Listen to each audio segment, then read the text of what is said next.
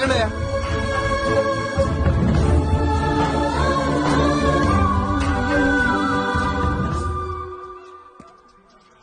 ఏంటన్నా బొత్తుగా నలుగురు తీసుకెళ్తున్నారు? నలుగురు కాక 400 మంది తీసుకెళ్తారా? ఏదో అనాథం అయ్యా. అనాథ సేవ. అన్నా, బతికినంతకాలం ఎన్నో కష్టాలు బతుకుతాం. చావన్నా సుఖంగా ఉండాలన్నా అందరూ నవ్వుతూ ఆడుతూ పాడుతూ పంపాలి. మా అమ్మ చెప్పింది. నేను చివరిదాకా వస్తాను. ఇక్కడ బాజాలు ఏమైనా దొరుకుతాయా?